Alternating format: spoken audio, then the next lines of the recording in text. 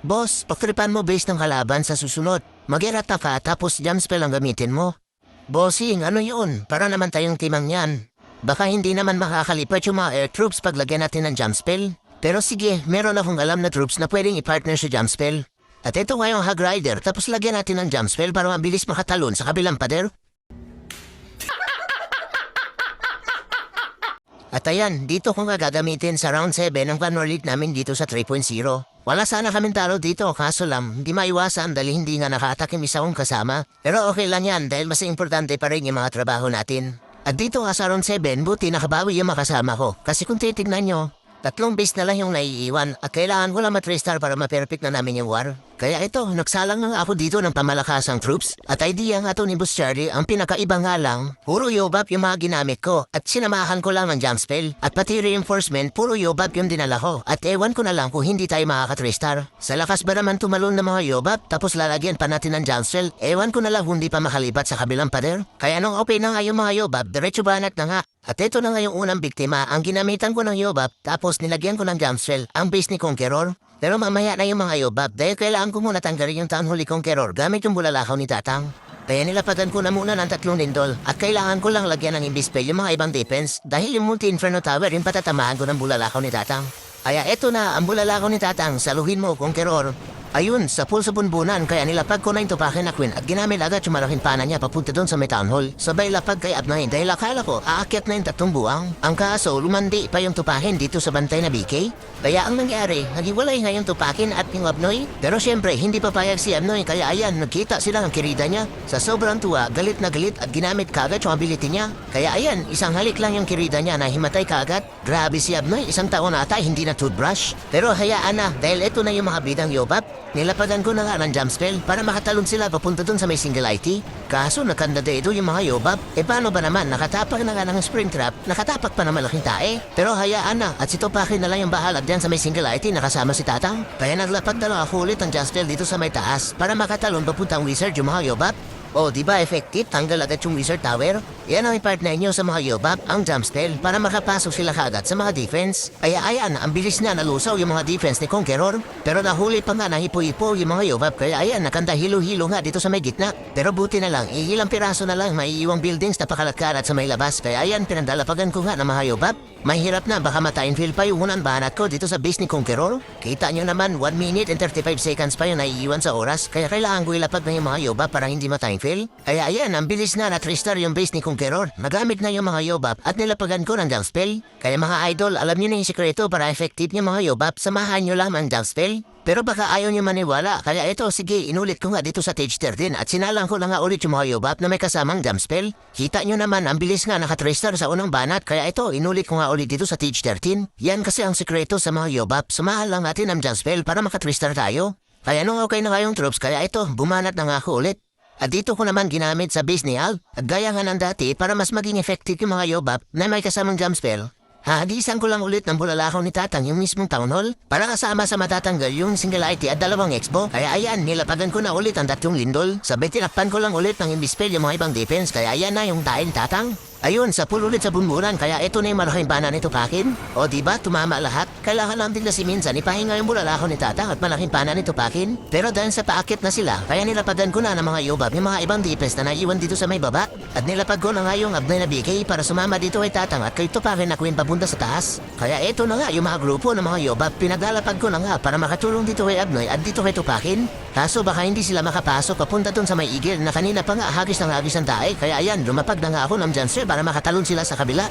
Pero nagkita pa yung magkumaring Tupakin kaya ito, nagsubunutan pa ngayong dalawa. Pinag-aagawan kasi nila yung BK, Abnoy naman yan. Pero teka, paubos na pala yung mga yobak ko na malapit dito sa may igil. Kaya ayun, dinagdagan ko ng ilang piraso para may kasama yung robot na habang tinataga yung mga defense. Kaso si Abnoy nagwala na nga dahil nagkita sila ng kalaguyo ni Tupakin. Kaya ayan, puro black eye na yung inabot ng kalaguyo ni Tupakin. Dinamay pa pati yung nananahimik na bantay na Tatang, kawawa naman. Pero teka, may nakaabang na mga defense dito sa may taas kaya nilapagan ko na ng mga yobak. At para makatalon yung mga yobak papunta dito sa may stutter shot kaya ayan, nilapagan ko nga ulit ang jump spell. Pero meron pa mga defense na naiwan dito sa may 3 o'clock. Kaya ito, pinaglalapagan ko nga ulit ng mga yobab. Pero ubos na pala yung jump steal na dinala ko. Buti na lang bukas yung pader kaya nakapasok yung mga yobab sa loob. Kaya dahil dyan, ang bilis na naubos yung mga defense dahil sa mga yobab at sinamahan ng jump steal. Kaya effective talaga yung ganitong troops composition. Dahil mabilis nakakatalon yung mga yobab sa kabilang pader dahil sa jump spell. Kaso may nakalimutan pala akong ilapag. Tignan nyo naman si Hirong Yombot, hindi ko pala nagamit. Kawawa naman si Hirong Yombot, bawi ka na lang sa sunod. Dahil kayang-kaya naman maka-3-star ng mga yobab na sinamahan ng jump steal. Kaya mga idol, subukan nyo rin yung ganitong troops composition. Sigurado, bibilis din yung talon ng mga yobab na gagamitin nyo. Sa sobrang bilis, pati kayo tatalon sa clan pag nakita ng leader. Pero teka, hindi pa tapos dahil meron pang isang base na kailangan ni 3-star para ma-perfect namin yung last round dito sa Clan War League namin dito sa 3.0. Kaya lumipat na nga ako dito sa isa ko pang account na Tage 14 at sinalang ko na nga ulit yung mga yobab na may kasamang jump spell. At nung okay na ulit yung troops, kaya ito, bumanat na nga ako ulit. At ito na nga yung defense ni Long December.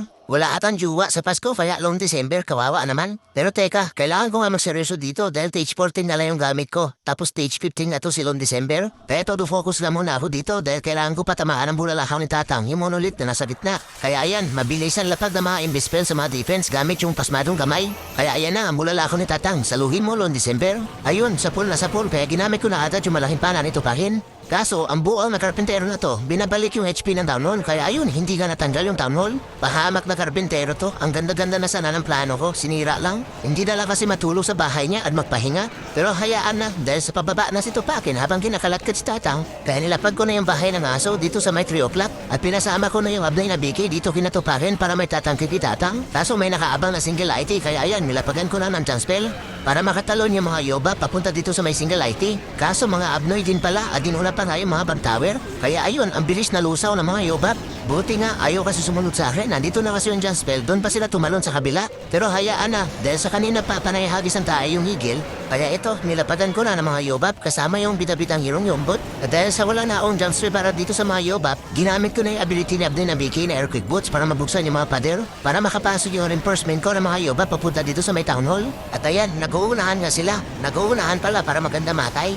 Potek na reinforcement ng mga yobab yan. Nag-uunahan pa, wala rin pala maitulong. Pero buti na lang, hindi tinopak yung Gwyn at siya na nga yun natanggal sa town hall. At dahil sa packet na papuntang single IT yung Hirong Yombot, nilapagan ko na ng mga yobab para madistract yung single IT at hindi matutukan si Hirong Yombot. Kaso natutukan din pala, babagal-bagal kasi yung mga yobab. At hindi nga kagat nakatalon papunta sa may single IT. Paano ba naman kasi wala na kasi yung jump spell? Kaya kailangan talaga lagyan natin ng jump spell yung mga yobab para mabilis makatalon. Pero buti na lang marami pa akong reserbang yobab kaya ayan, pinadalapagan ko na yung mga building sa pakalakala dito sa may labas. Dahil itong tupakin na to, ikinulong na naman yung sarili. Pero hayaan na, intindihin na lang natin dahil malakas ang topak niyan. At nagawa ko na nga matrista ring huling base na gamit na yung mga yobab na may kasamang jump spell. Kaya dahil dyan, perfect na namin yung last run sa Clan War League dito sa 3.0. Grabe, ang lakas talaga ng combination ng mga yobab na may jump spell. Dahil sa sobrang lakas, ginamit ko nga din pati dito sa Tage 15 ko. At nandito nga to sa 2.0. At dito nga, lamang ang kalaban ng 2 star. Paano ba naman, tingnan nyo naman yung mga base nila. Alos mga TH17 at kinawawa nga lang yung mga TH15 namin na nasa baba.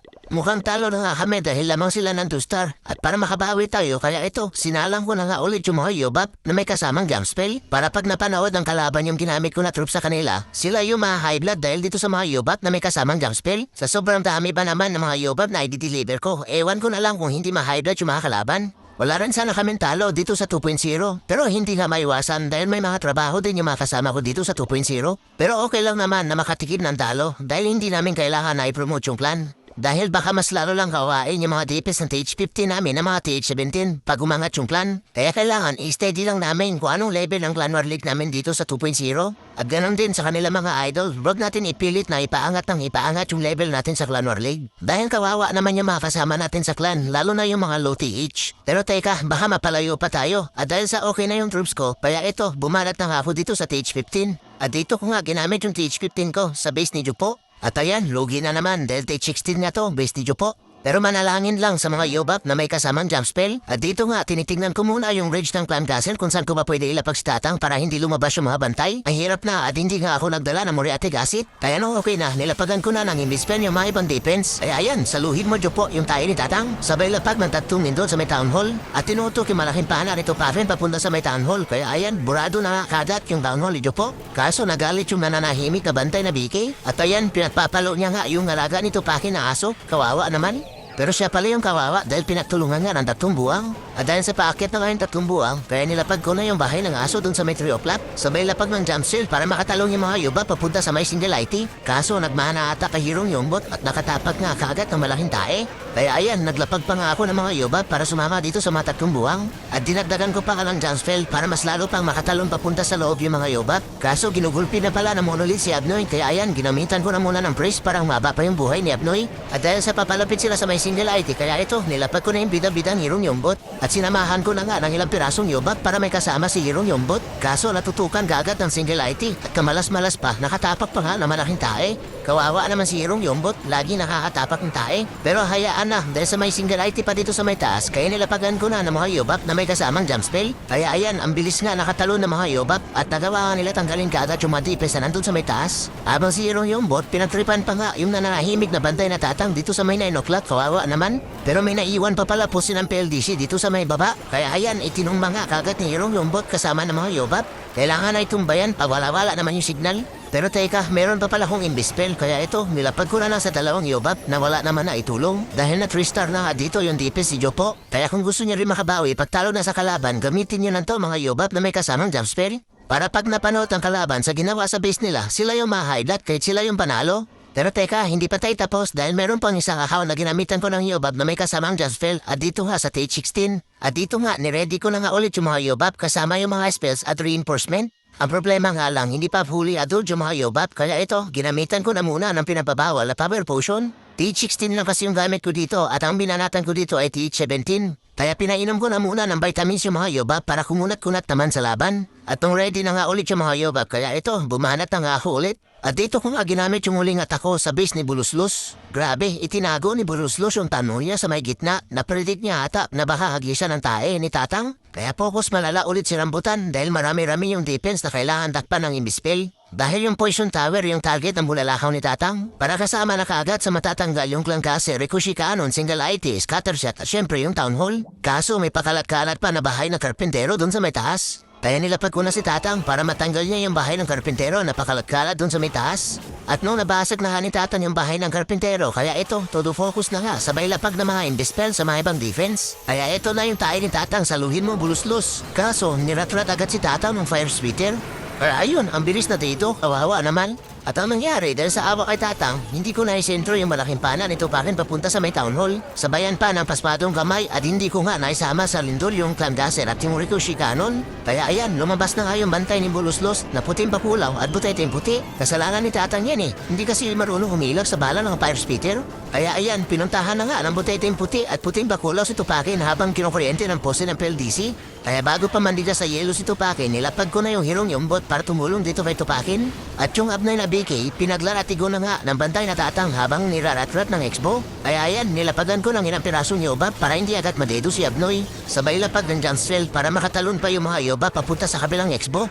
At dahil sa hindi natanggal yung town hall, kaya ayan, tuloy-tuloy yung pag-agis ng tayo kay Abnoy na BK, kawawa naman. Pero hayaan na, dahil makunat naman yan si Abnoy. At focus na lang muna dito kay Hirong Yombot, dahil nakapasok na nga sa malabag yung defense nito ni Buluslos. Kaya nilapagan ko na ng mga Yobab para may katulong si Hirong Yombot. Pero marami pa mga defense dito sa may baba, kaya nilapagan ko ng jump spell para diretso-diretso yung talon ng mga Yobab papunta sa mga ibang defense. Kaso nakatapak ng malaking tae yung mga reinforcement ko na super Yobab. Pero buti na lang, nagawa pa nila tanggalin yung monolith. At dahil sa sobrang dami pa nga yung mga defense na nandito sa may baba, kaya pinaglalapag ko na lahat ng mga Yobab para tutulong kay Tupakin na Queen na naiwan na nga mag-isa. At siya na lang ngayon pag-asa dito para matristar yung base ni Buluslos. Kaso baka madedo na nga dahil niratrat ng Expo. Pero buti na lang, dumating na yung 4 na survivor ng mga Yobab. Kaya ayan, meron nga tumangki dito kay Tupakin para hindi banatan agad ng Rikushi Cannon. At ang nangyari, isang piraso na lang yung natirang Yobab na pwedeng tumulong dito kay Tupakin. At marami-rami pa yung mga pakalat-kalat ang buildings na naiwan dito sa base ni Buluslos. Pero buti na lang, nandito pa pala si Rodman na may dala-dalang maso. At ayan o, ang bilis nga ng takbo niya kahit ang iksi na mga paa. Grabe naman to si Supercell. Bakit naman ganyan ang ginawa kay Rodman?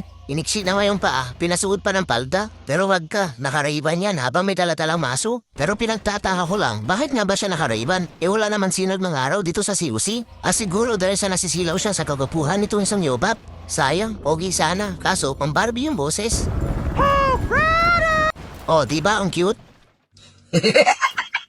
Pero teka, balik na muna tayo dito kay Tupakin. Kawawa naman at naiwan nga mag-isa. At ayan, mukhang pagod na ata sa kakapana sa mga buildings na naiwan dito sa bis ni Buluslus. Pero buti na lang, tinulungan pa siya ng isang yubab kasama si Rockman para matanggal yung mga buildings na nandun sa may labas. Kaya dahil dyan, nagawa pa rin matristar, nagamit na yung mga yubab na may kasamang jumpspell. Minalas-malas nga lang sa umpisa dahil maaga na dito si Tatang at wala man lang bayo nakuha yung bulalakaw niya. Pero buti na lang, nagawan pa rin ang paraan dahil sa combination ng mga yubab at ng jumpspell. At sa bandang dulo, kami pa ngayon nanalo at nag-top 2 dito sa Clan War League. Siguro, nireplay na mga kalaban kung paano natristar yung mga defense nila. At ang ginamit na, puro yubab na may kasamang jumpspell. Kaya ayun, naibla tata at hindi naka-attack na maayos.